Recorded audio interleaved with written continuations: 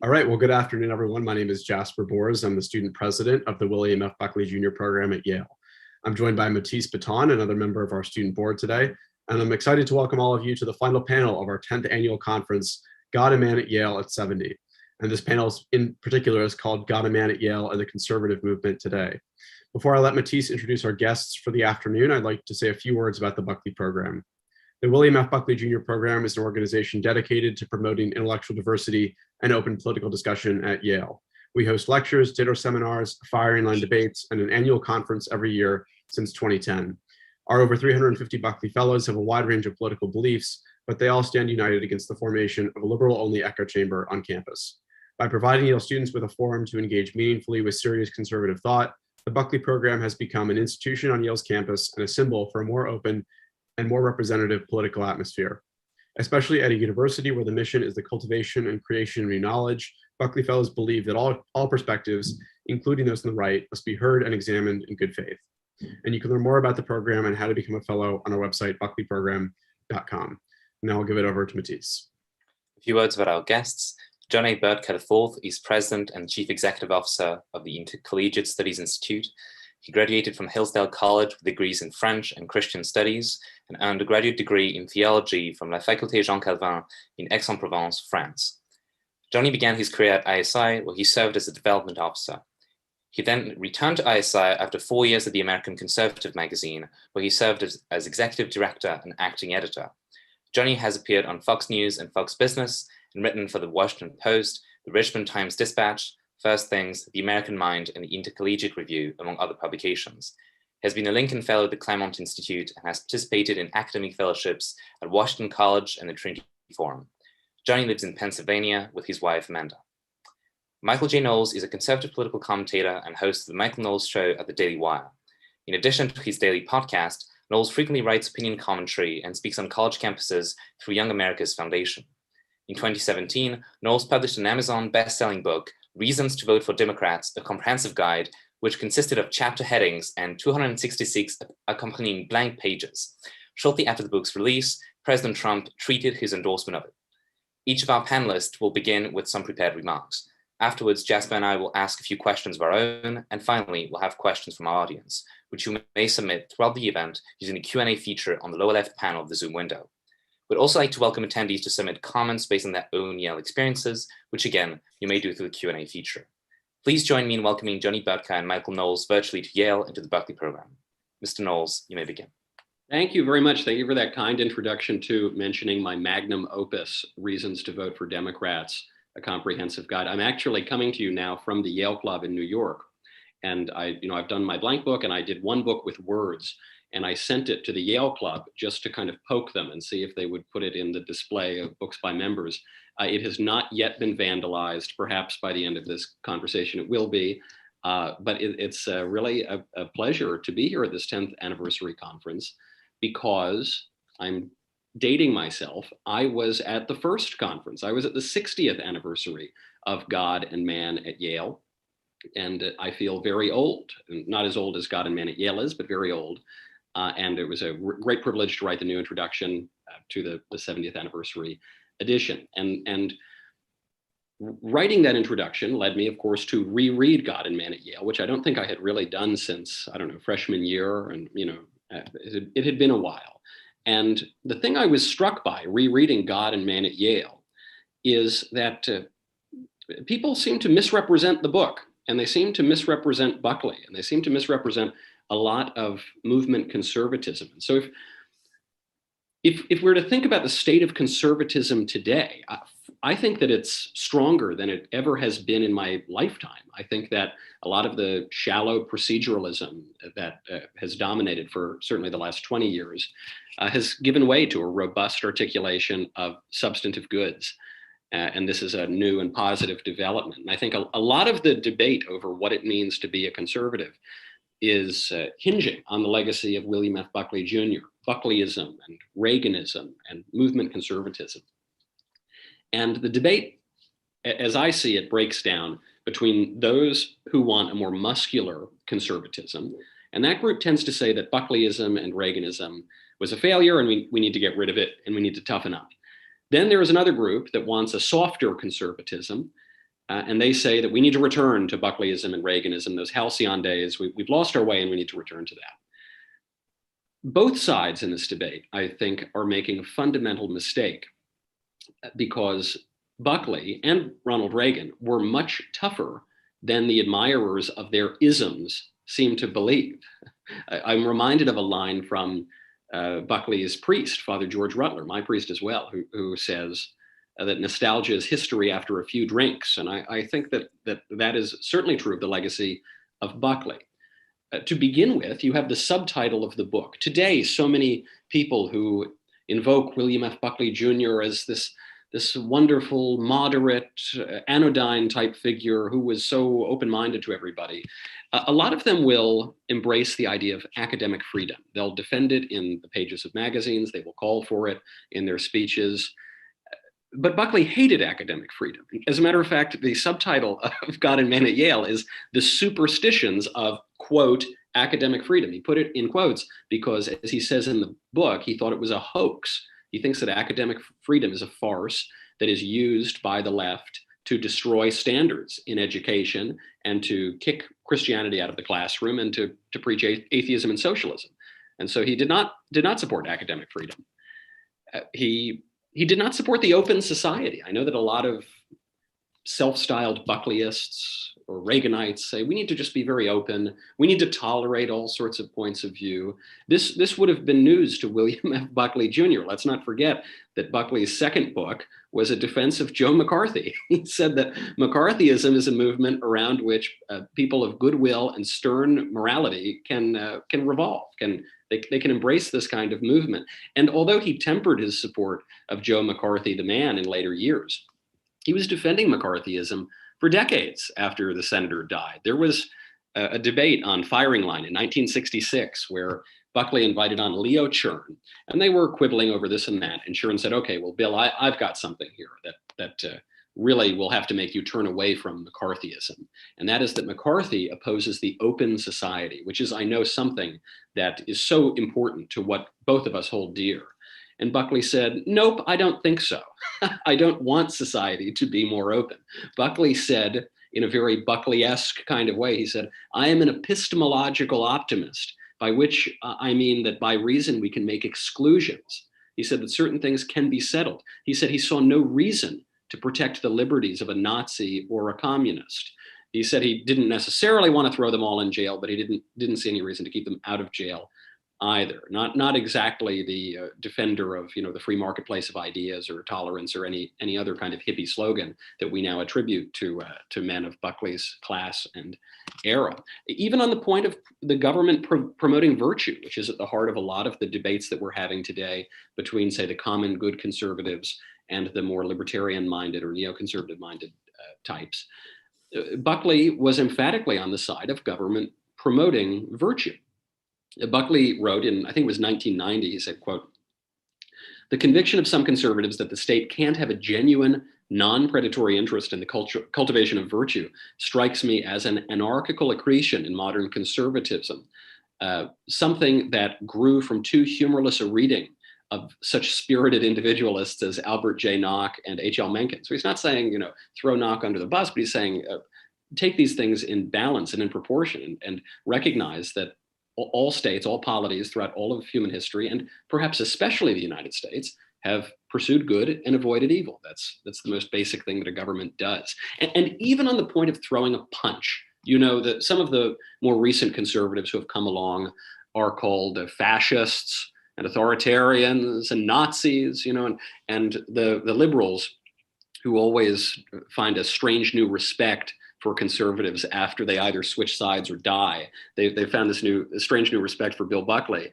And we forget that upon the publication of God and Man at Yale, Buckley was called by very prominent liberals in very prominent liberal magazines a Nazi and an authoritarian and a fascist. And actually, Buckley's most famous TV moment is when he called Gore Vidal a queer and threatened to punch him in the face. It's become an infamous moment. And many Buckleyists today will say, well, he really regretted that moment. He apologized for that moment.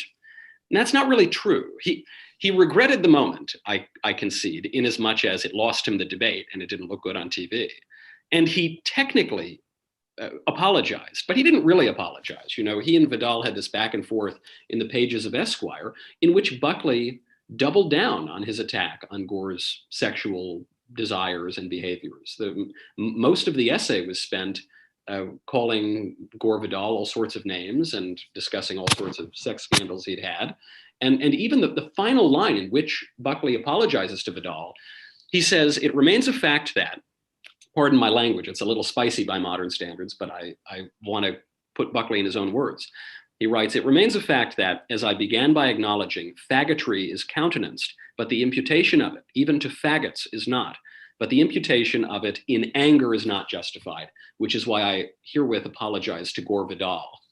Not much of an apology, if you ask me. There are very eccentric and tough-talking characters on the right today who are often, you know, lambasted by the more urbane and witty and Buckleyist conservatives who couldn't hold a candle to that line that Buckley put in Esquire. And so I think, just to wrap it up here, I think that the criticisms that people have of the last few decades of conservatism are justified. And I do think there have been a great many failures of movement conservatism, particularly after the Cold War. But I do not believe that the antidote is to dismiss William F. Buckley Jr. as a failure and a squish, and not at all. We might want to dismiss the various isms that people associate with men like William F. Buckley Jr. and Ronald Reagan, but only because they do not capture the reality of the men and what they said and what they did. And so I think that the way forward, rather than to dismiss Buckley, forget about Buckley, is to reacquaint ourselves with what he said and what he believed. And I think probably the best way to do that is to begin with his first and probably most famous book, God and Man at Yale. Thanks, Michael. I think those are excellent remarks, and I just want to also thank the Buckley program for inviting me. Having being ISI's youngest president since William F. Buckley Jr., it's really an honor to be with you here today. I would say I largely agree with where Michael is coming from. I think what he described in the conservative movement, the problem that we were facing really up into the last few years, where I think things are starting to turn around, is that you've had the disciples of the disciples of the disciples regurgitating Buckleyism, Reaganism, and it's sort of we've lost the sense at which the original pioneers of conservative intellectual thought are the ones leading the institutions. And I think today we have a new generation of leaders who've really stepped up, and older generations who I think are changing their tune in light of the dominance and the aggressiveness of liberalism today. So I think by turning back to God and Man at Yale, we do see a side of Buckley that is often forgotten. I think there are 3 points in particular that Buckley gets really right that are applicable today. And I do think there's one maybe caveat to Michael's remarks where I think Buckley gets it wrong and perhaps sowed the seeds of his own undoing or the movement's own undoing. So I'll go quickly through the points that I think he gets right, because I'm sure it's come up in some of the other panels. Religion, first and foremost, should be, religion generally, but Christianity in particular, should be the governing framework for intellectual life, educational life on campus, but also for the moral norms that shape American society, American law, and American culture at large. And I think that the public liberalism combined with a private religious conservatism that so many movement conservatives have espoused, especially in DC over the past 30 years, has been a complete failure. And I think Buckley is actually pretty based on this. I think it's time to reorient the public square towards God, and that human beings are actually fundamentally worshiping creatures. They're homo adorons. And if they're not worshiping the true God within the community of the church, they're worshiping demons. And I think we can see that worship of all sorts of things unholy that's taken over our culture today. So he proves that the myth of the neutral space in his argument. The second is the hoax of academic freedom. Again, I think that's quite provocative. It's the academic freedomites that ruined Yale. You see a lot of these phrases that today we associate with conservatism: freedom of speech, marketplace of ideas, the truth does not need equal time, the value of skepticism, critical thinking. And you even see, some projects of which I would say that I'm even friendly of in light of our current circumstance, claiming, that we can actually save or fix our culture, fix education by simply reasserting academic freedom. Whereas Buckley says, look, academic freedom, it wasn't a way station between a Christian society and this liberal society. It was actually the means by which these strange ideas came in and actually displaced and now have completely vanquished American and Western principles from the academy and from society at large. So again, I'm with Buckley. I think limits need to be imposed. They need to be drawn more tightly. And while I do think there is a conception of academic freedom or individual liberty that's compatible with virtue, of course, these things can be compatible, but I think where we're at right now, the lines need to be drawn a lot tighter, and those foundational Judeo-Christian norms need to be reestablished. And especially as we're thinking about how on earth do we fix the problem that we're in today, it's going to need a lot more than just academic freedom. The last area where I think Buckley was really right is the alumni. We put a lot of pressure on the alumni. We've made some progress. They've started to fund things like the Buckley program, like Hillsdale, like ISI. I'm incredibly grateful for that. But there are still too many alumni today giving in counterproductive ways to their universities out of a sense of nostalgia or just, public pressure. I had a friend of mine recently tell me that he had given $10 million to a public university to name something.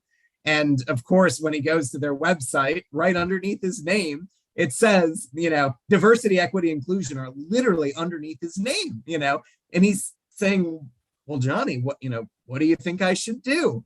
And I'm like, you shouldn't have given them the money. And if you haven't given it all, yank it back. But even that is, when you suggest that, it's hard to suggest it because I'm not the one that gave 10 million. I didn't go to the school. He's a little bit tepid about it because he doesn't want to ruffle too many feathers. And maybe he'll call the president. And these presidents, this president told him to go jump in a lake. He said, we're not changing a darn thing, live with it.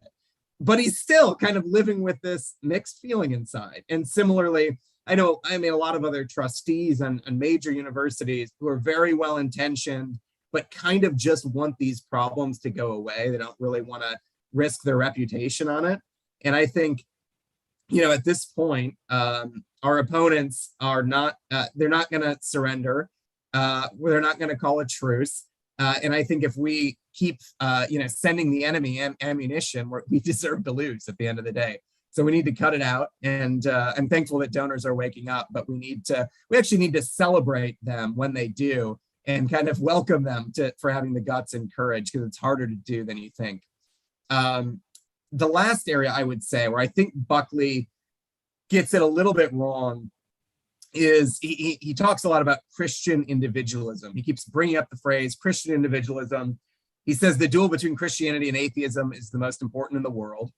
I agree with that. And that the struggle between individualism and collectivism is the same struggle reproduced at a different level. I'm not quite sure on that. I'm not quite sure the answer to collectivism is individualism. I think I get what he means. I understand why you would cling to individualism faced with the collectivist communist threat. But at the same time, as I'm a Eastern Orthodox Christian, I've never heard the phrase Christian individualism ever mentioned from the pulpit or in the liturgy. And on this point, I'm with Russell Kirk, who actually refused to join ISI's board because ISI was, when we were founded, we were the Intercollegiate Society of Individualists. And Russell Kirk was shocked. He said his conscience was scathed by this. And he says, quote, individualism ends in anarchy. Spiritually, it is a hideous solitude. I do not even call myself an individual. I hope that I am a person. And it's actually my contention that the more individualist the society becomes, the more statist it becomes. I don't buy the libertarian maxim, like the bigger the government, the smaller the individual. I actually think the bigger the government, the bigger the individual. but the smaller the mediating institutions, the family, the church, the local community that support it. It's sort of the life of Julia from the Obama campaign ad, this vision of this autonomous individual severed from the bonds of family, severed from obligations, and supported underneath by the Build Back Better agenda, by the state. You see this also when Alexander Solzhenitsyn addressed Harvard in his infamous address, and after surviving the gulags, looked around, and in America, where he took refuge, he said, I couldn't recommend this way of life to my people back in Russia suffering under communism, right? There's something wrong with that individualism if someone who's lived through everything he did is saying that. The last thing that I'll conclude with is, and it's something I didn't quite maybe understand all of Buckley's arguments, so I'm interested if you guys could elaborate a bit more, but he's criticizing, at least to my understanding, what he calls laissez-faire education, which I presume is kind of built, rooted in this idea of academic freedom. There really isn't a core, or if there is, it doesn't really matter where people are coming from. You kind of just teach whatever, you study whatever you want, and professors can kind of pursue their own kind of curiosities. And he rejects this and kind of reasserts truth, norms, moral principles, kind of a framework or a logic that should kind of rein in this laissez-faire approach to education. I think a laissez-faire approach to markets is also called for. I think free markets are a good thing, but without restraints put in order to preserve the common good, to preserve the family, and to preserve the American nation, we will see the pornification of our culture, the commodification of the human person, and quite ironically, the selling down the river of our country to China and the Chinese Communist Party, and the importation of, ironically, these collectivist totalitarian values that Buckley rejected. So I think there's a lot that's good that we need to rediscover and embrace in Buckley, but I'm interested in unpacking that tension about Christian individualism. Great. Well, I think this was really, really interesting opening here. The first question I'd like to ask both of you, and Michael, you kind of brought this up in your closing. Buckley has been sort of followed by many isms, and perhaps the most famous is fusionism. So I'm wondering, when you look at the new right today, do you see them essentially doing the same thing? Is it essentially fusing two different and perhaps maybe with disparate goals movements together under one umbrella? And how sustainable do you think the current coalition is between, say, post-liberal Catholics on one hand, reactionaries on the other? How sustainable is that today compared with the Cold War consensus of Buckley's generation between social conservatives and free market fundamentalists? An excellent question, Jasper. I think it's at least as sustainable as the Cold War coalition, which did not remain sustaining very long after the Cold War because it was incoherent. And I don't say that it was incoherent to knock it. I think it obviously had some great accomplishments, and it won the Cold War and the Berlin Wall came down.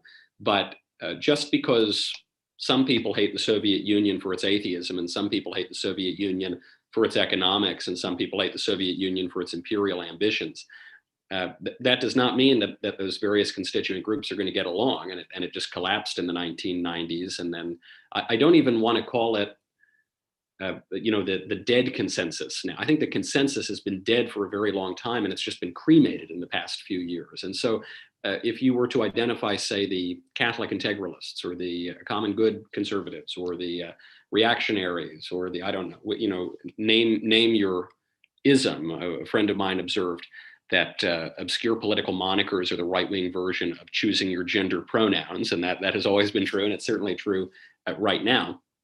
I think that this could be sustainable. Actually, to Johnny's point, and I agree with every word that he said, the individualism word also gave Buckley some trepidation. When he wrote the introduction, I think it was to the 25th anniversary, he tried to kind of take it back, or he tried to couch what he meant by individualism. I don't have a copy in front of me right now, but he was sort of infamously or famously honest about how little he thought of his own writing in that first book. And he said, this word, I don't know that I would use this word at the time. So I think that there is just the very recognition that there is such a thing as the common good, just the very recognition that we have faculties of reason and moral conscience. And therefore, we can know that some things are better than other things. Just the very recognition that skepticism has utility only when it leads to conviction, which is a line from the Yale president Charles Seymour that Buckley mentions in God and Man at Yale. That recognition does quite a lot to unite the new right coalition that is sweeping away the shallow slogans of the squishes that have predominated for the past couple of decades. And I was just at the National Conservatism Conference, which was trying to work through some of these issues. I was at an ISI conference not long ago in Washington, D.C. There are many people who are trying to work through this. And one thing that occurs to me is that if at our present state, if we are not able to say that men are not women, and we're not able to say that babies are babies, or we have some trouble with that, then I don't know that we necessarily need to iron out all the specifics of whether or not we want to resurrect the Holy Roman Empire. I'm happy to have the conversation, but I don't think that is priority number one. The mere recognition that there is a good, that we ought to pursue it, that we ought to avoid evil, and we ought to discourage and repress evil. I think we can all agree on that for now, and that's a very, very good beginning. We've got to deal with overtaking the squishes first, and then we can work out the specifics, I think. I would add to that that again, I'm in agreement with Michael. I think the coalition was brilliant and successful, and even not even, I don't know, I think the inconsistencies to it were even part of the genius of it, because it was about politics, bringing together disparate groups to overcome common enemy. And I think that's great. So, I look at that, look back at that with fondness. I do think, though, that the attempt to then say, all right, we've got a coalition, let's, philosophize about like how this is coherent. I think that's where it got into some problems.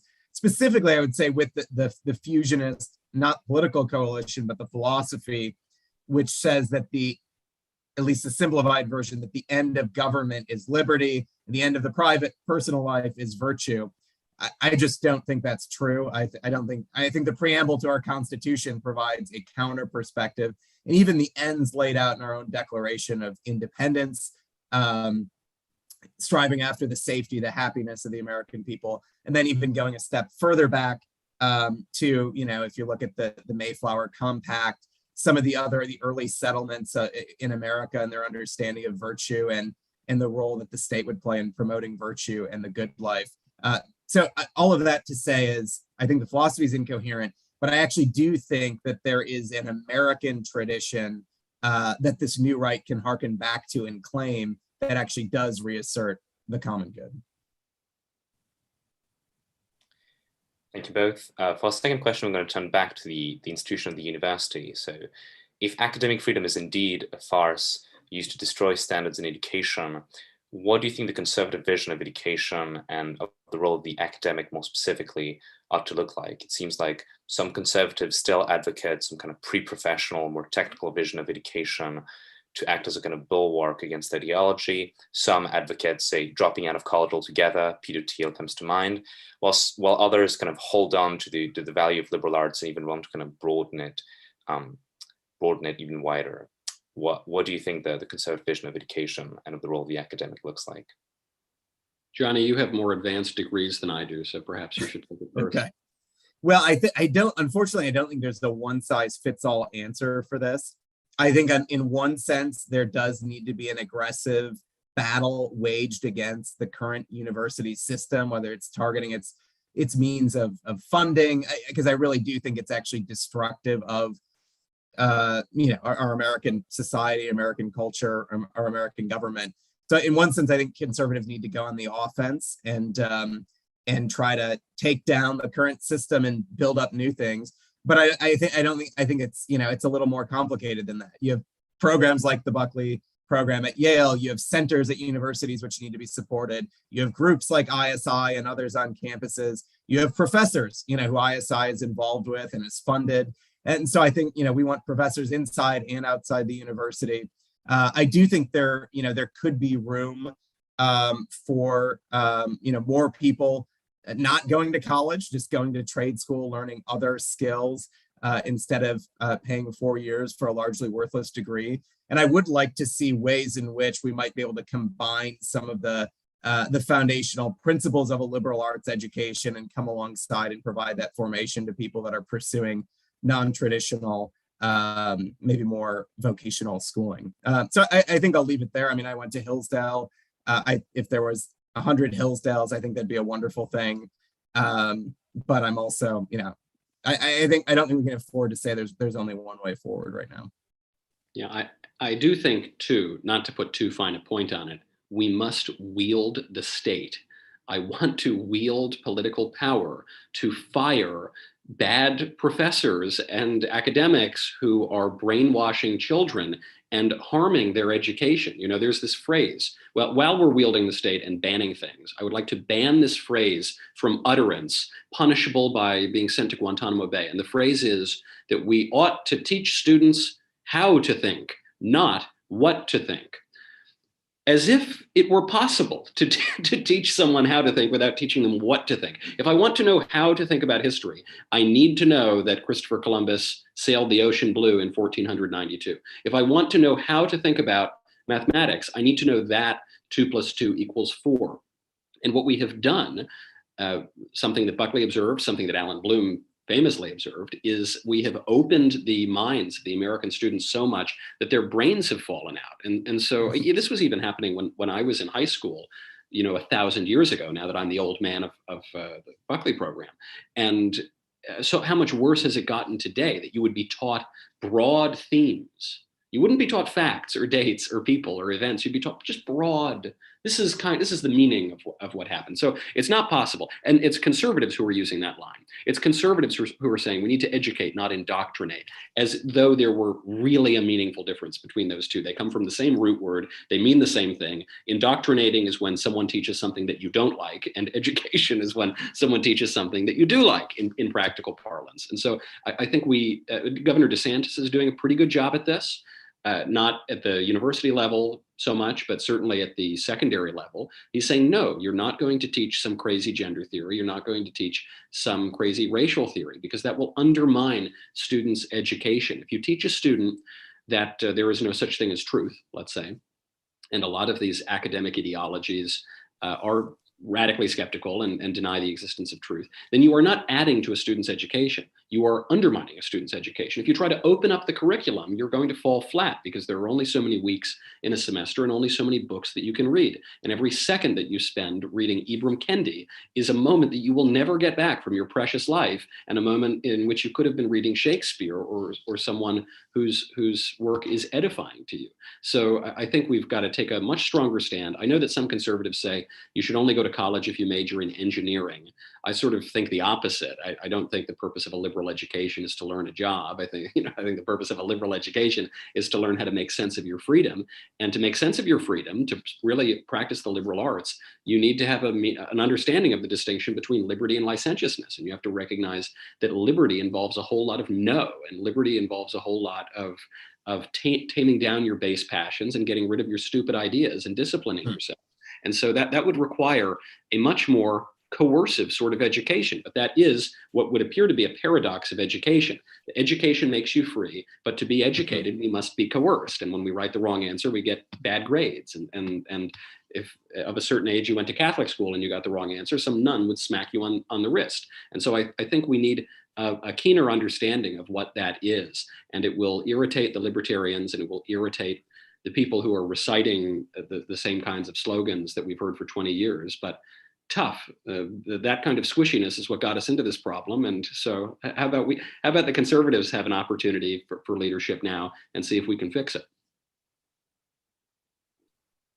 So on this note about sort of a liberal education, I think there's been a separation amongst conservatives of late, and I think it's been more sort of clarified by the recent developments around the University of Austin. But I think this kind of begs the question, what is the path forward for reform when it comes to the kind of goals that Buckley was looking to advance? So University of Austin is kind of one way of doing this, with like exit from existing elite centers of power, or you can work within a place like Yale to change it from the inside. And I'm wondering, which of these routes are you more optimistic about and why? I would say Ave atque vale, Yale. I think that Yale might be a little far gone at the moment. If Buckley was observing this decadence and decay in the 50s, it hasn't gotten better. That's for sure. So while there are glimmers of hope, such as the Buckley program and certain parties of the Yale Political Union, it's still such a minority on campus. So even if a handful of students become radicalized to the right of Genghis Khan during their stay there, most will not. Most will be taught a lot of foolish things that will harm their education and harm their lives. And these are some of the brightest kids in the country studying with really esteemed professors. And even so, the situation has gotten worse. That has not been the case at a place like Hillsdale. I was just at Hillsdale a few months ago. I was at Colorado Christian University just a few days ago. I was at Ave Maria College earlier this year as well. These institutions took a different tact from, say, the University of Austin, which is being founded as a liberal university to avoid wokeism, but it's still being founded on academic freedom. And I think the seeds of its ultimate failure have already been sown. Even though I encourage the project, I wish them the best. I think they're offering a better alternative, to what's available at most universities. But I don't think it's going to get the job done. I think what we could do is go into universities that are perhaps lesser known or in need of some money or some new leadership, and turn them for the better. You did see this happen at Hillsdale. That is sort of the story of Hillsdale. And now Hillsdale is not a liberal college that is dedicated to some grand, infinite type of academic freedom. Hillsdale College believes that there's truth and goodness and beauty, and it's going to teach that, and it's not going to teach wickedness and ugliness and falsehood. And so I think the future is going to be in Franciscan of Steubenville, Ave Maria, Hillsdale, these kinds of institutions. And we should build more of them. We don't need to do it from the ground up, but we need to go into colleges that are exploitable, for lack of a better word, and exploit them to the advantage of the good, the true, and the beautiful.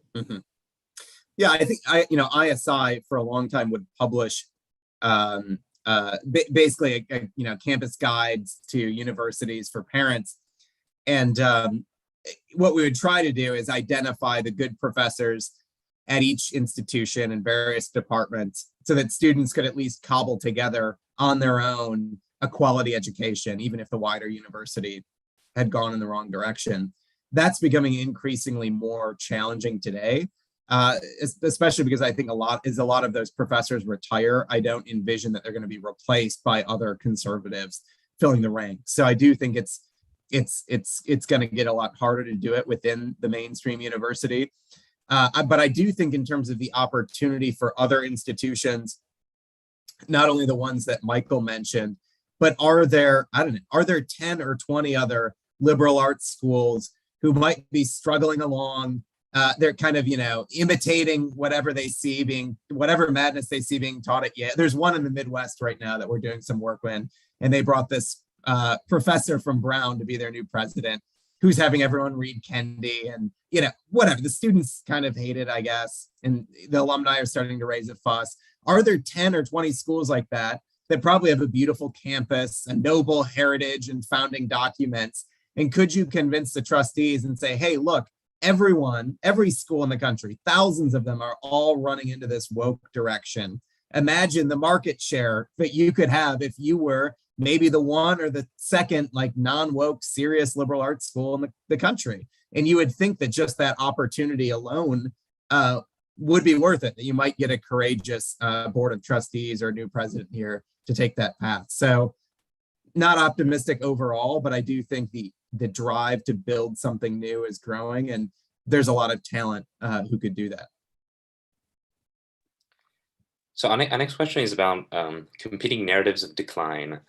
So I think the story that Buckley is telling in Gone Man at Yale is one that is relatively familiar to a lot of us, which is the university as a source of decline. We have kind of tenured radicals, and then their ideas gradually trickle down in society. But the university is the source, it's the problem. I think some people are starting to see this as a kind of wrong way to see how things are happening. To some degree, the university is producing the elite that America demands right now, and it so happens that this elite is a kind of extremely managerial elite that has a certain ideology, but it's kind of the other way around. The university is no longer the source of decline. Do you think it's still correct to put the university at the center of the story of decline as Buckley did? Michael, you can start on that. The observation is an astute one. I think that a lot of the seeds of our present problems did begin in the university. I don't want to let the universities off the hook, but I think it would be right to say that as those students graduated, some of them went right back to the university and became the tenured radicals that, say, Roger Kimball would write about and that we've all met. And some of them went out and entered into the managerial elite and became Secretary of State or whatever. Now they run the country.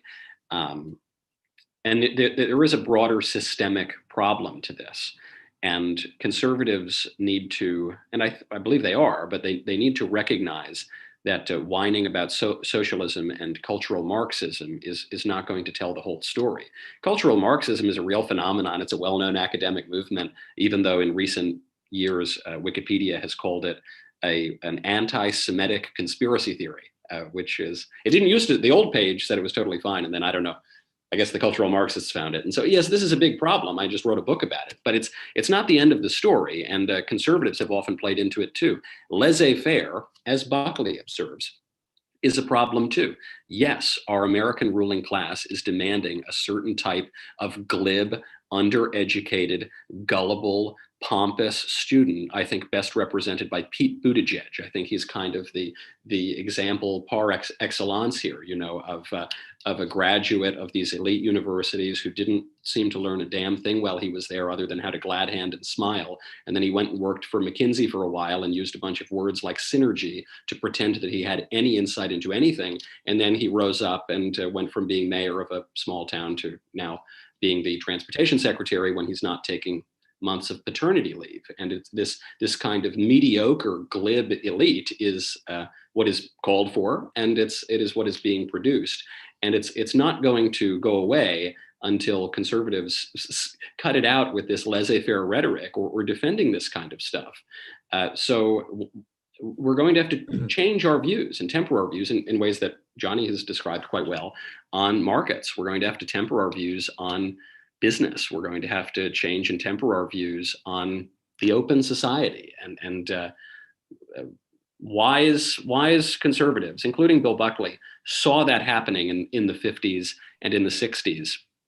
While we won the Cold War abroad, we didn't win the Cold War at home. And so, yeah, it's going to be I don't think you give up on fighting the university, but the poison has spread. And so just clobbering the woke universities is not going to solve our woes. Mm-hmm. I would say that, well, I think that the problem originated on the campus, and I think that's the source for a lot of the cultural the cultural ideas that are now dominating in the corporate sphere. I really do see the corporate sector in business as being as posing the greatest challenge to a conservative vision for society today. And I say that as someone who is a Hamiltonian.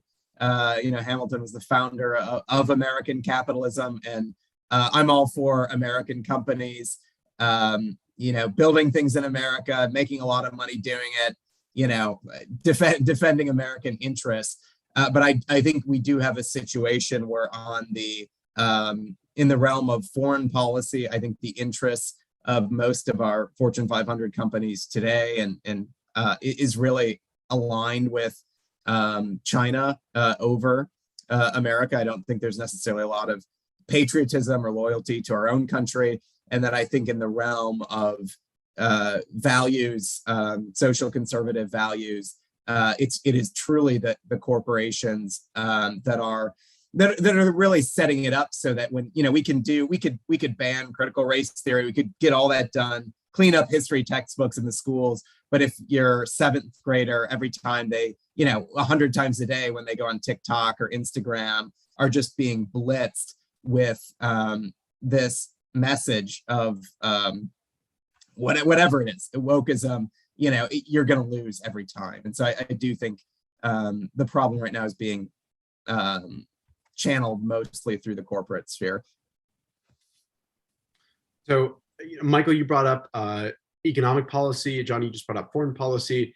And, there's definitely kind of an emergent coalition on the right, definitely, whether we call it the new right or not. I think that's up for debate. How much that term actually means, I think, is maybe something we could consider. But what I wanted to ask both of you is more of a question about sort of forgiveness and building a new movement, because I think one of the big issues has been kind of who do we take in from the past, who do we welcome into the new movement, and who do we sort of shunt aside and leave to kind of the dustbin of history. So I'd ask kind of both of you, how forgiving really should we be towards so-called conservatives who held views 10 to 15 years ago that would kind of be like anathema to the new right today? Well, I hesitate to name names, but the one that comes to mind is David French. All right, we were all thinking it, and I'm the one who said it, and so that's just fine. And the reason I mentioned David is because David had views that were wrong, and so Rob Amari famously shivved him in the pages of First Things, and it seemed a bit harsh. And I have sometimes wondered if Sohrab exposed something that other people had not seen, or if he, in a way, pushed David French even further away. And I really don't know. I mean, obviously, in that debate, Sohrab was right and David was wrong. And now David goes on left-wing news channels and he writes in left-wing publications, and all he ever seems to do is punch right, and he never punches left anymore. And he is practically a leftist, and practically speaking, a Democrat, even if his registration doesn't quite match that or reveal that. So that is both a lesson and a cautionary tale, meaning if there are people who, in all their sincerity, just haven't caught up and haven't observed and don't know what time it is and don't see the problems of the slogans of the past 20 years, and we can expose those issues and bring them over, I'm all for it. I would much rather have that than radicalize them and push them away and call them all sorts of mean names and then have them all writing for the Atlantic or something. So I recommend a soft touch, largely out of prudence. I recommend that we try to bring as many people in as we possibly can. But if they are intransigent, whether they are politicians, whether they are commentators, whether they are CEOs, and if they're involved in the conservative movement, if they are intransigent, if they will not come along, and I've had private conversations with elected officials and commentators and things to try to just say, hey, I'm not going to call you out in public, but you're wrong here. And this, if they're not going to do it, then they must be cast into the outer darkness where there is wailing and gnashing of teeth. Yeah, I would say in terms of forming coalitions, I don't know, I would think about it less in terms of, I think we need to be less ideological and more practical. We need to say, all right, what are the 5 or 10 problems that we really need to solve today in America, and how do we do it? And the ones who are willing to kind of get in the trenches with you, and maybe some people are going to be more excited about maybe some people are going to be more excited about how do you deal with China. Maybe some people are going to be more focused on how do we shore up the American family. Maybe others are going to be focused on what does a conservative vision for conservation look like that's not environmentalism. There's going to be the whole series of issues. Education, how do we deal with critical race theory? Chris Rufo, he's on that, right? He's the guy that handles that. So I think in each of these, maybe it's industrial policy and it's Orrin Cass or Julius Krein. Maybe the list could go on. And so I think you have interesting kind of entrepreneurial people in all these areas. They might not align on everything. Maybe there's some people who mostly hold on to old consensus or different kind of views. There's a piece in American Affairs by Boyden Gray, who's a good friend of mine and mentor of mine. And it's basically kind of a libertarian argument for why we need to be energy independent in America, why the current trajectory of kind of going carbon neutral here would kill us geopolitically. And so he's making basically a libertarian case for, being self-sufficient, in our energy supplies. And I think it's brilliant. I think it's true. I think that should be part of the team. So I care a little bit less about what's the ideology, and practically speaking, can they contribute something to fixing our problems?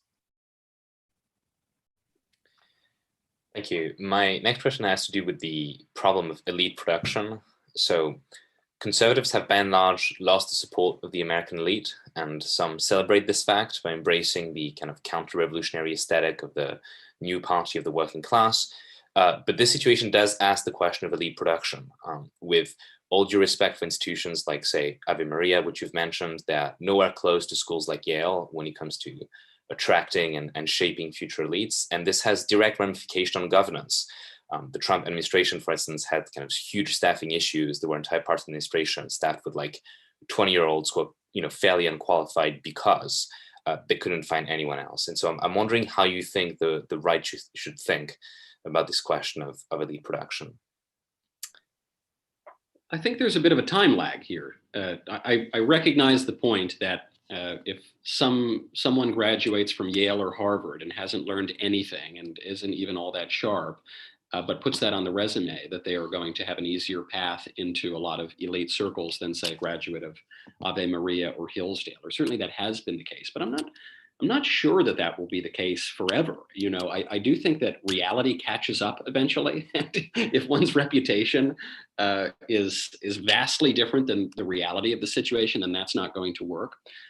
Myself, if I'm hiring someone and I see Hillsdale on a resume or Yale on a resume, I'll give the Yaley a fair shake, but I'm going to assume that the Hillsdale graduate has at least a more coherent education than the person who went to Yale. And obviously I have a great affinity for people who went to Yale, but I just see the reality of it. And so I'm not particularly impressed by the brand names. And I think that those brands have really taken a hit. When Screaming Girl yelled at Nicholas Christakis 5 or 6 years ago, that was a radicalizing moment when she said the quiet part out loud and said that Yale is not an intellectual space. It's supposed to be a place of comfort and home for me. She was largely right, at least for a great many students there. And so I do have hope for the Hillsdales and the Ave Marias and these sort of more insurgent conservative schools. And I do have some hope that and confidence that Yale and Harvard and Princeton are going to continue to decay. And so we will produce our own elite. I'm not concerned about that. If your argument is, or your worry is, that we're not going to be able to enter the State Department or something, or we're not going to have people for the proper American ruling class elite, I guess that's true. But it is what it is, man. They don't like us. And there was a survey that came out just yesterday, it was Axios or somebody put it out, about how Democrats are much less likely to date or work for or work with or be friends with a Republican, much, much less likely than a Republican is. And so I know that we're trying to, kind of squeeze our way in and maybe keep our mouths shut for our undergraduate or even graduate school years, and then maybe we can score a job at the State Department or something. But I don't think that's going to work. And I think you're seeing an increased polarization now. And anyone to the right of Hillary Clinton is now a terrorist, white supremacist, insurrectionist, fill in whatever ist you want.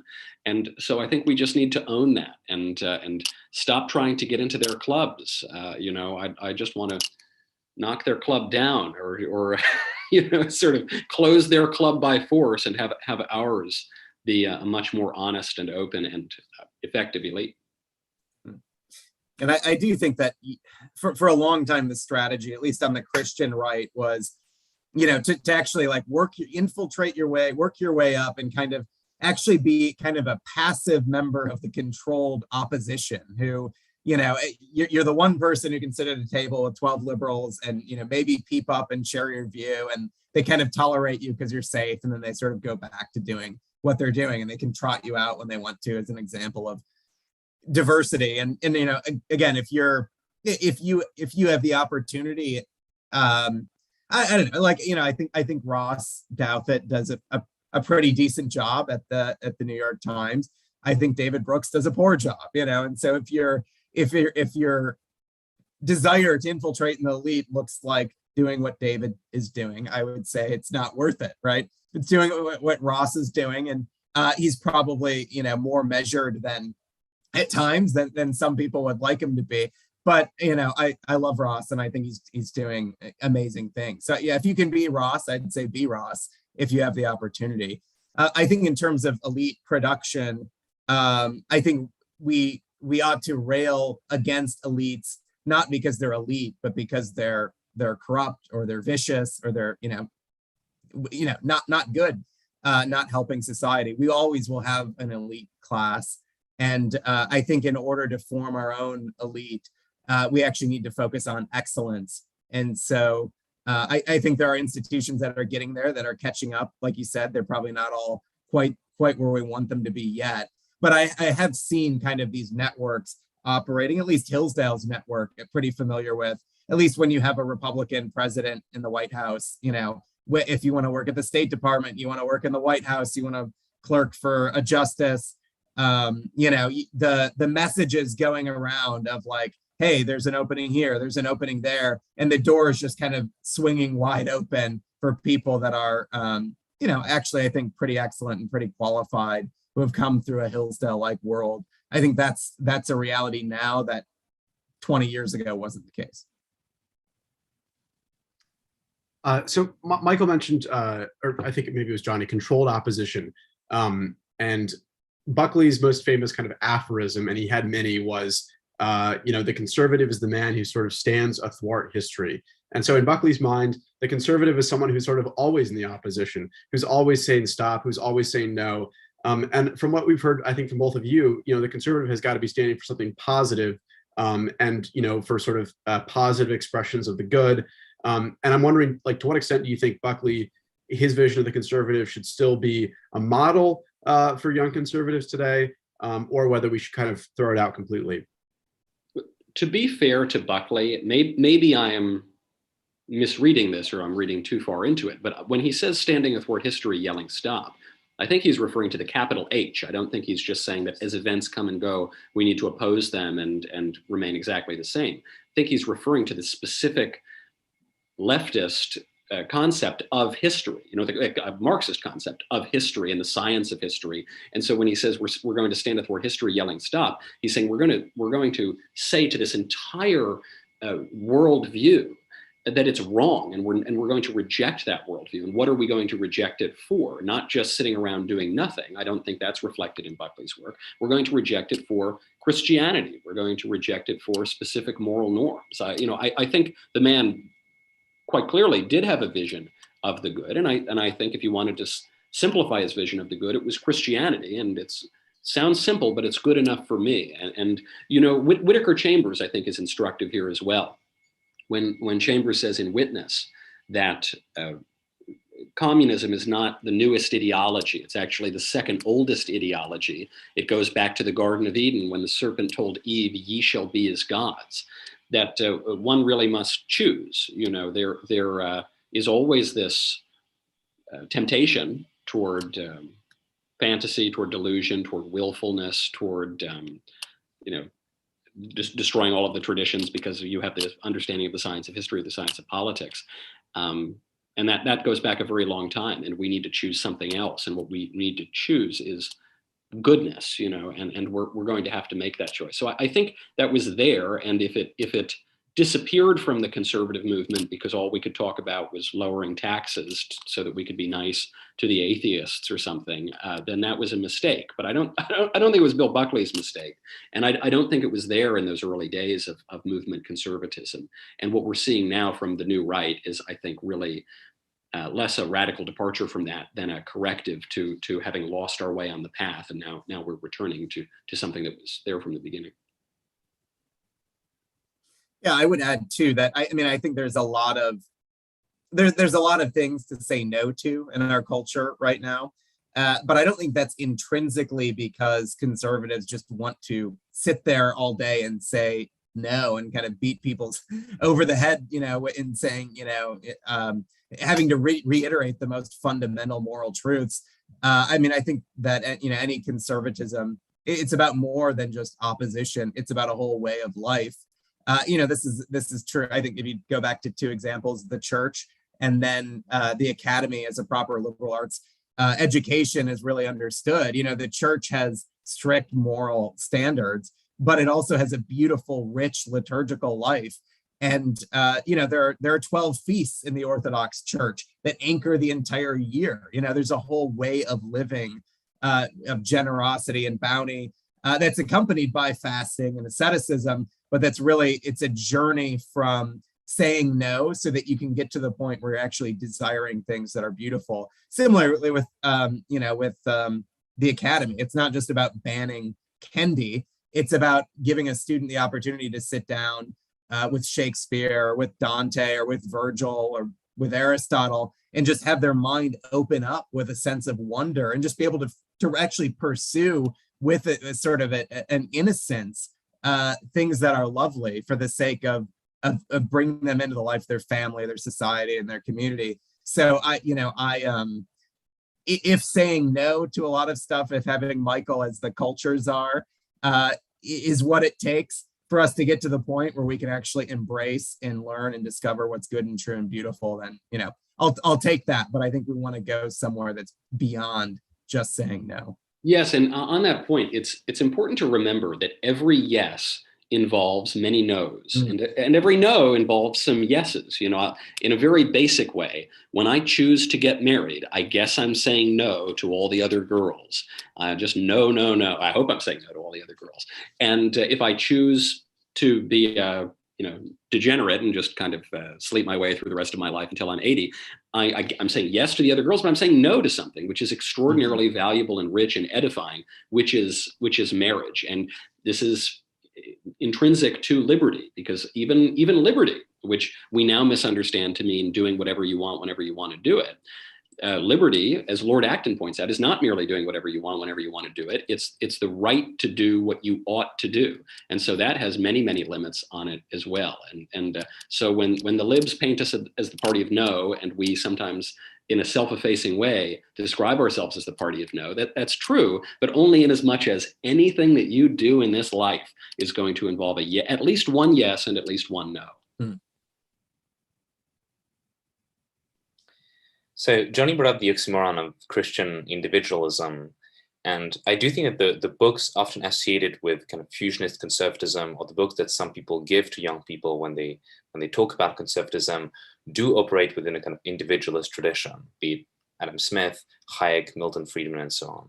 I'm wondering how you think people should introduce a kind of alternative history of conservative thought alongside more communitarian lines, more Christian lines. And here, you can think of kind of very broad theoretical answers, but I'm also thinking, do you have any specific book recommendations for some people in the audience, or certain works that you think are underappreciated? I think it's a good question. I mean, in ISI, we really do study the breadth of the tradition, from the individualists to the traditionalists like Kirk. I'm trying to, I think the kind of the classic introduction would be The Roots of American Order by Russell Kirk. I can't think of something that more masterfully takes a young student from Jerusalem to Rome to Athens to London, culminating in our tradition in America and Philadelphia. So I think that is a wonderful place to start. I think Christopher Lasch is great. Solzhenitsyn's fantastic. I also think just going back and actually reading the founders and kind of taking stock of the texture of their worldview. Print out all of Washington's speeches that he gave when he was president and read through those. Read through John Adams' diaries and the letters to his wife. Read Hamilton's report on manufacturers and see the arguments that he's making about the ends of the economy. Read Teddy Roosevelt. I don't know. I think there's a lot of sources there that I've turned to personally. Also worth adding in, we forgot the great Saint Edmund Burke, who no conservative book discussion must begin and end with Edmund Burke, which I don't mean that facetiously. Burke is a great person to read, but also let's not forget old Uncle Aristotle and Plato. I think it's helpful to begin there so that you don't fall into the errors of some of the more modern writers who are very fashionable. And I'm really speaking from experience here, because my own education, mostly through, sort of excessive partying and things like that, but also through weak curricula, did not include much Aristotle and Plato until, I don't know, until junior year of college, maybe. I don't think I was really exposed as an underclassman, or certainly not in high school. And so what did I read instead? I read Ayn Rand. I read, these and my poor mind was so vulnerable to the predations of all this kind of shallow thought that is, saucy and sexy, but ultimately can lead you down some bad paths. And so if we could begin with those fundamentals, the Bible, really, really basic things that you don't necessarily think of as the first things you ought to read as a conservative. You've got to read specifically conservative works. I think that will allow one to separate the wheat from the chaff when they get into the books more specifically on political life or political life in America. So the vision of conservatism that we've kind of been talking about today seems to be very at odds with many of the traditions that have kind of been emergent in the GOP really for some time, and I think are still quite dominant in terms of their cultural staying power within kind of traditional legacy Republican institutions. And so I guess I'd pose to you, to both of you, the same question that we asked about universities, which is, do you accomplish reform and change through kind of reform within the existing framework or the existing institution? Do we go into the GOP and try to use kind of existing modes of influence to change things? Or do you have to start something new? I mean, I think the National Conservatism Conference is kind of a good example of this. Do you have to start sort of a new cultural entity in order to pressure another one to move out of the way or to change its own ways? That's the key. That last part, I think, is the key, which is I don't think we are going to make a new political party that's going to compete as at the presidential level or something. It's just not going to happen. Buckley did it, actually. I guess Buckley had, founded the Conservative Party in New York. We got one senator for one term out of it, the great Jim Buckley. But it hasn't been a major force in New York politics, and certainly not in a very long time. And so, no, I don't think we're going to start a new political party. When you look at things like national conservatism, which I'm quite supportive of, and I really like what's going on there and in other places, I think a lot of the effect of that we can and should hope for is that it will just pressure the well-established, existing, well-funded institutions to move a little bit more in that, or a lot more in that direction. And you are seeing that happen. I'm not naming names of any of these institutions, but I work for some of these institutions, as do we all, I suppose, and have relationships with them. But they are moving in that direction because they're not bad institutions, even if they've, haven't caught up, or they made a wrong decision at some point, or they said the wrong thing at some other point. The clear example, I think, of this, of something going really, really far in the wrong direction, was right after we won that Virginia governorship, which no one thought we were going to win. And then Glenn Youngkin comes in and he wins it, not by running, as he had in the first part of his campaign, as a regular old Chamber of Commerce,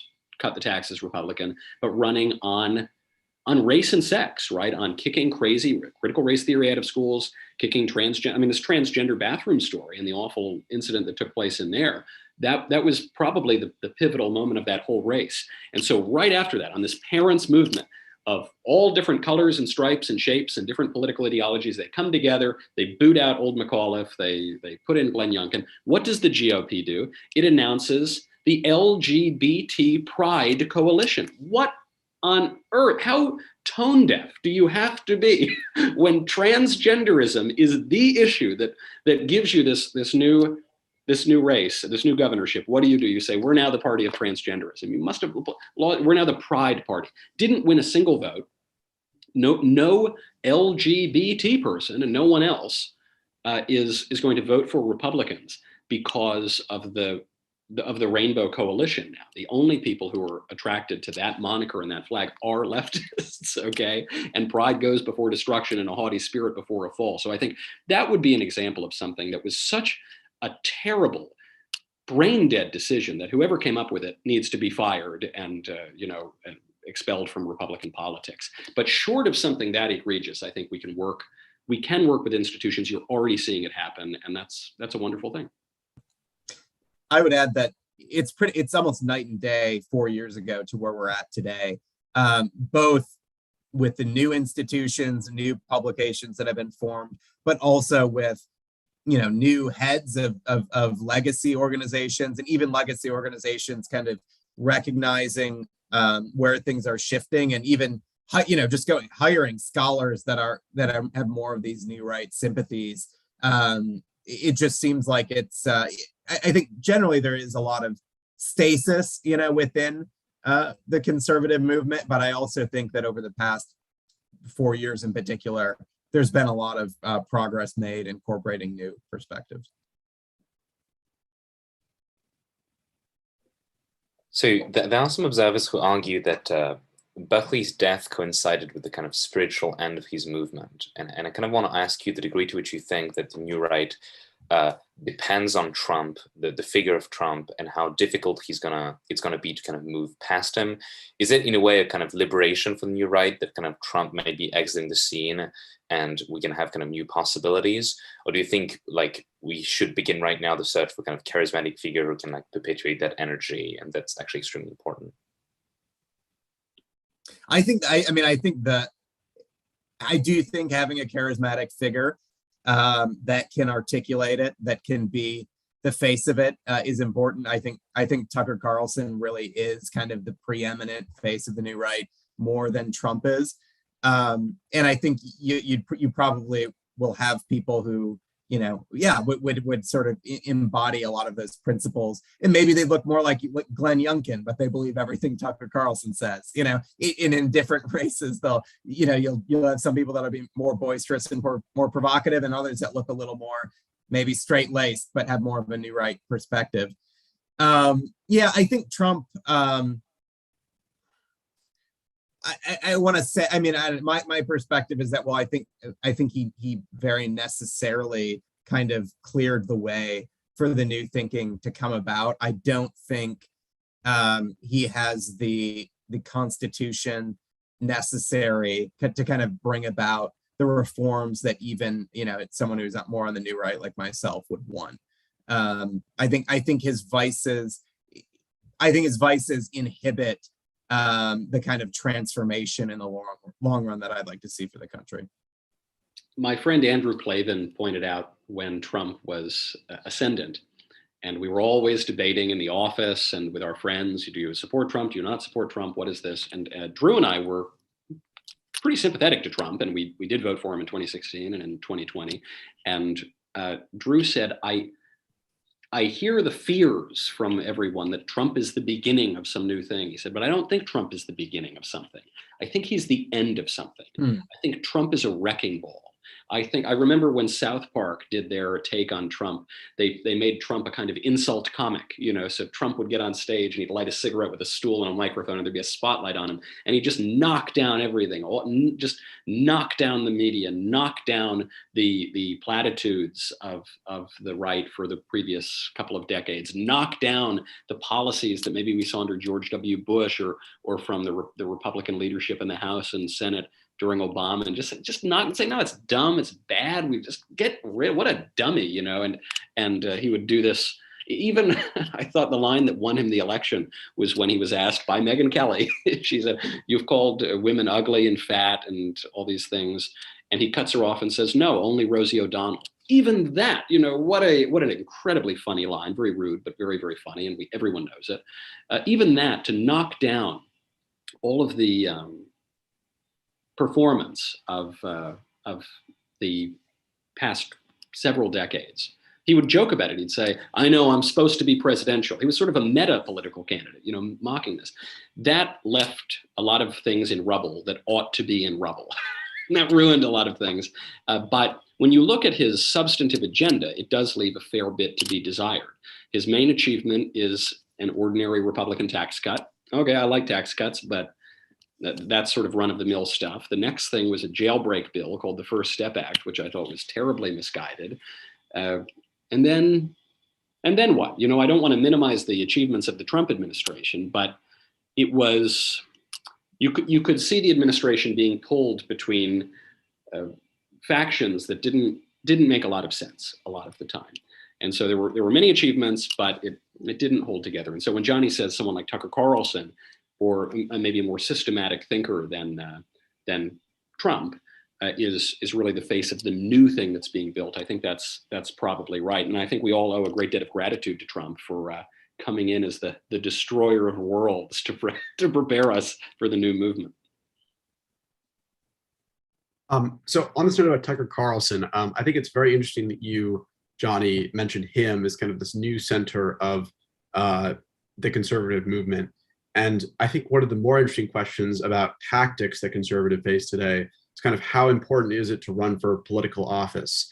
So someone like Tucker has certainly been floated as like a potential Senate candidate or even a presidential candidate. And it also seems like for many people on the right, there is basically just like a pressure, financial, political, kind of the pressure of public opinion to run for office. And I'm wondering whether you see kind of it being more important to maybe stay out of, the scrum of politics in Washington, D.C. for many of these people who are very intelligent, and to sit back and kind of have influence in other ways. Mm-hmm. I mean, I think if you can be president, then, that's a pretty good gig. So I think if you have the shot to actually run for president and win, like you kind of actually owe it to yourself and to your country to do it. Short of that, I guess you'd say, okay, a friend of mine like JD Vance or like Josh Hawley, I think they've carved out a nice little niche for themselves. And, if someone like Vance were to get elected, he would have a cohort of him and Tom Cotton and, maybe you toss Rubio in there depending on the day. And they could probably pressure the party to go in different and new directions. And I think that'd be for the good. So yeah, I don't know. But then again, on the flip side, someone like Tucker is talking to 4.5 million people a night and, actually has enough power, at least during the Trump administration, that it wasn't unheard of. Well, it was sort of a fact that you knew that Trump was going to watch Tucker Carlson every single night of the week, that he would often do what people actually in the case of when we almost went on the brink of war with Iran. This is one of my proudest moments at the American Conservative, is we probably had 4 or 5 people on Tucker Carlson that week, like every night, saying basically they just get on the show and just say, Mr. President, we shouldn't go to war with Iran. It'd be terrible. Here's why. And then there was the AP News actually reported that Trump, speaking with his aides after watching Tucker Carlson that week, concurred that it probably wouldn't be a good idea to go to war with Iran. It was like, all right, well, so if you have a show like that can command that kind of an audience, keeping it is also probably worthwhile. There is this strange phenomenon now of politicians starting podcasts. And actually, I think the first version of this was I played a role in because it was Ted Cruz's show. So Ted Cruz and I have a show called Verdict. I love Senator Cruz. I did not expect him to beat Joe Rogan on the podcast charts. Nothing against the man. I just didn't see it happening. But it did happen, for the first bit of our show together. And then a lot of other politicians followed suit. And I think they did it. So I can certainly attest that this is the case with Senator Cruz. And I think the other politicians probably too. They didn't just do it to get their faces on TV. Politicians can go on TV whenever they want. They did it because they felt that they could have a lot of influence, and in some cases more influence, by having a popular podcast and by being in the media than they could by being in the Senate and being in the House. And this is probably because of a lot of the dysfunction. There's always dysfunction in the House and the Senate, but especially so now. You saw this years ago when Jim DeMint left the Senate because he said, I can't do anything in the Senate. And so I'm going to go run Heritage, and then left Heritage and run CPI. And you're seeing this with Devin Nunes. Devin Nunes is leaving Congress because he says, I can't do anything in Congress. And so he's going to go run the new Trump Media Corporation. Senator Cruz, because he doesn't sleep, is doing both. He's staying in the Senate. He's quite active in the Senate, more so than his colleagues. And he's still doing this podcast a lot. But the key here is to see where power really lies. And so to Johnny's point, if someone offered you the presidency, I guess you'd have to take it. But who has more power, a popular media figure or a member of Congress? It's not even close. Now there are other centers of power beyond the media. I would think of the administrative state. Dr. Fauci is the most powerful politician in the country and the highest paid as well. If someone could take his job and be a conservative, that would be a great thing. The CEOs of certain big corporations have a lot of political power. And then, of course, probably the most powerful sector right now would be big tech, which is how 3 oligarch billionaires in Silicon Valley can censor even the duly elected president of the United States. They can control speech, which in a democratic republic is politics. It's not just one aspect of our republic, it's the whole thing. The way we govern ourselves is the way we're supposed to govern ourselves is by speaking to one another and persuading one another. And so if you control that, you control the whole thing. So I would encourage bright young conservatives, if you want to have influence, don't run for Congress. I don't think you're going to have really much influence at all if you do that. Please go take over a tech company or become one of the lawyers that goes in and cracks up the tech companies, or just to some other place. But don't just look for the title and the glamour, and so you can be called the honorable so and so when you go to a dinner. Go to where the real power is and then wield it. The picture of conservatism that you both seem to be advocating and is typically associated with the new right seems to be built on a greater sense of certainty about what the good is, as opposed to fusionists who kind of continuously stress epistemic humility and this sort of virtue. What is the role that you see skepticism and inquiry that many people experience in their intellectual and political journeys play? How important do you think it is?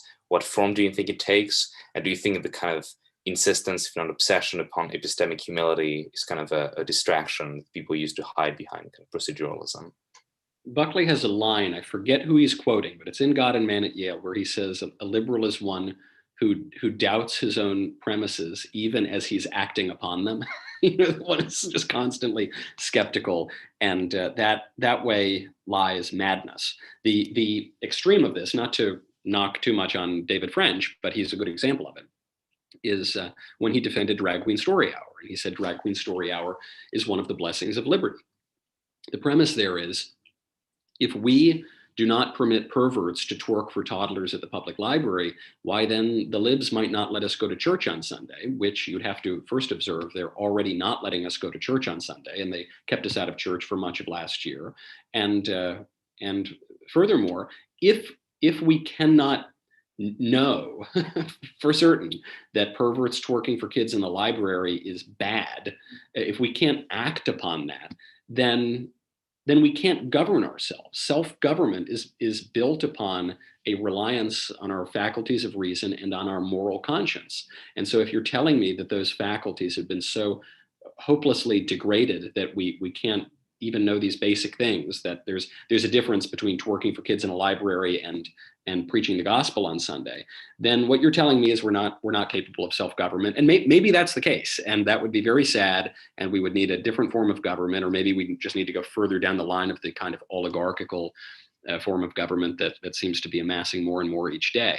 But please don't tell me that a Republican government requires that we be skeptical of everything. It's quite the opposite is true. We need to have confidence in our faculties and the courage to act upon them. I agree with that, but I might make one plug for open-mindedness in a sense, right? Because I do think there has to be a shared baseline, whether it's natural law or sort of foundational understanding what it means to be a human person. But I also do, each person kind of has their own political, theological, intellectual journey. And when I went to seminary in France, it was a very reformed seminary, Calvinist, only really allowed to teach Calvinist thought there, right? I went in a Calvinist, came out very confused, and now I'm Eastern Orthodox, almost 10 years later. So I remembered, the feeling of my thought processes changing on certain issues of church history or theology or sacramental theology, in trying to articulate these ideas and then getting shut down over and over again, or writing the best paper of my life and getting like an F because, it just didn't check the boxes of and now it's a Calvinist seminary, so I don't fault them for sticking to their principles. But, the same thing could be said for economics. At one point in my life, I was much more libertarian, and now I'm more in the Hamiltonian tradition. And like at some point, I don't know, maybe you're so dogmatic about something like tariffs, but then, I don't know, you read someone like Hamilton And you think, wow, there's another smart guy who argued something different, and kind of gets you thinking and gets you down a different rabbit hole. So there has to be some way, of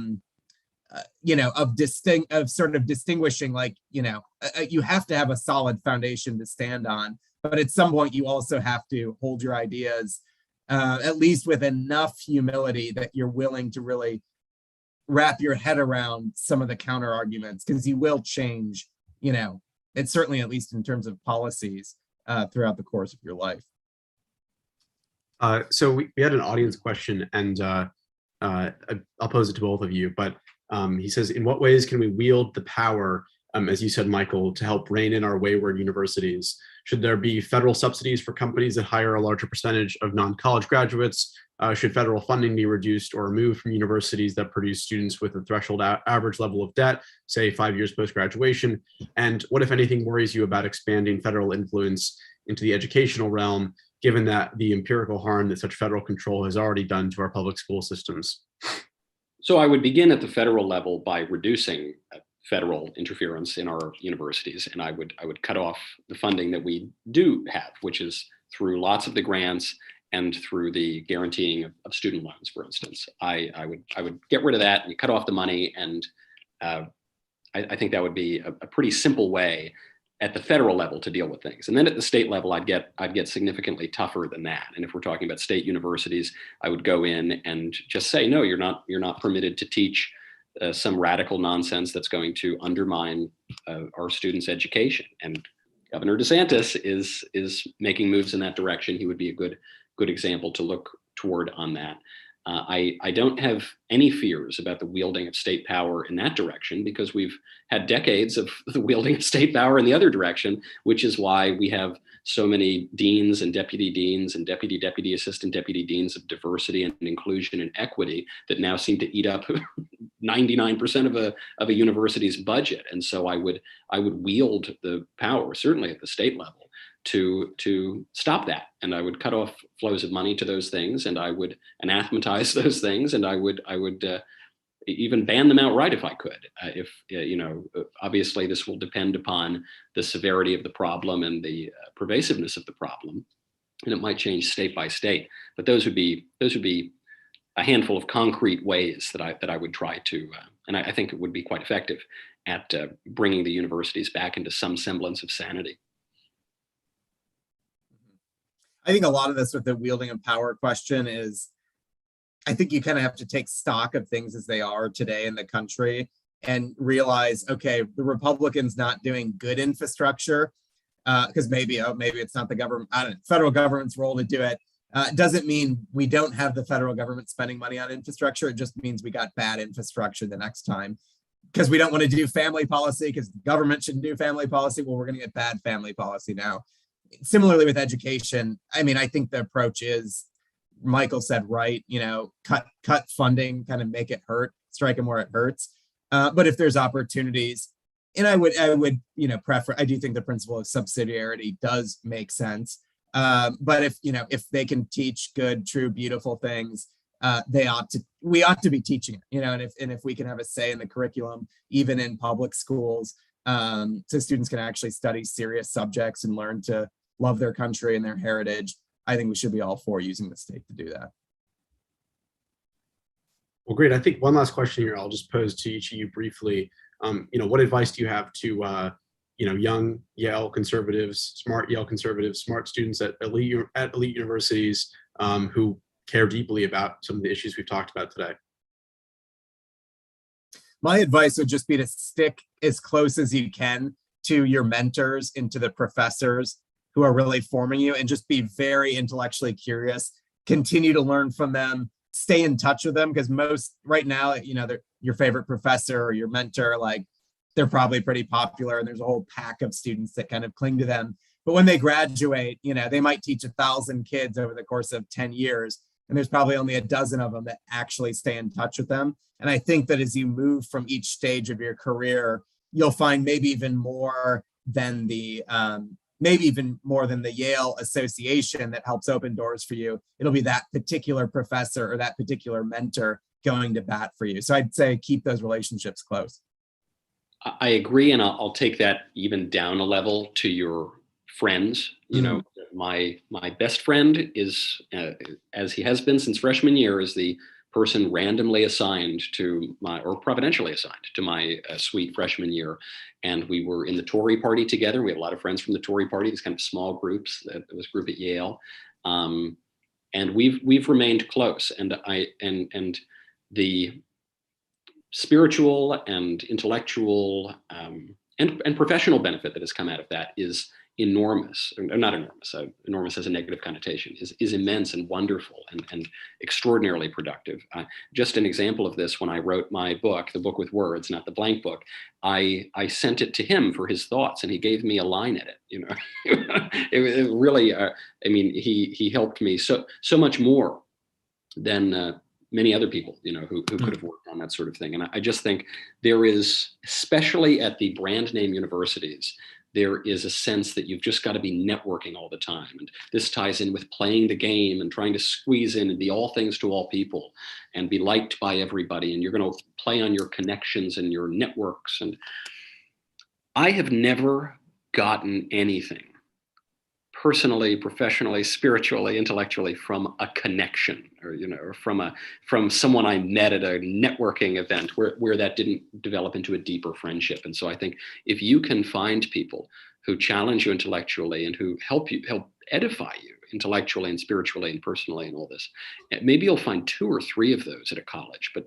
2 or 3 of those people are worth thousands of little connections that you make by going along to get along and backslapping and smiling. And so cling closely to those. You know, my appearance here today, I suspect, at the Buckley program is because of those friendships that were formed there. I realized at the beginning of my remarks, I didn't thank Laura Noble, you know, who created the Buckley program, is a friend of mine from college, and you know, so many of the other people there as well. That is going to shape your life a lot more than just getting a business card at some networking event. Right. Well, I think we've come to the end of our time here, and this is also the end of our conference on the 70th anniversary of the publication of Buckley's God and Man at Yale. And I think there was no better way to end that conference, and also my time as president of the Buckley program, than with a panel with the 2 of you. So thank you so much for joining us today, and it was wonderful having you here. Thanks for inviting us. Pleasure was all mine.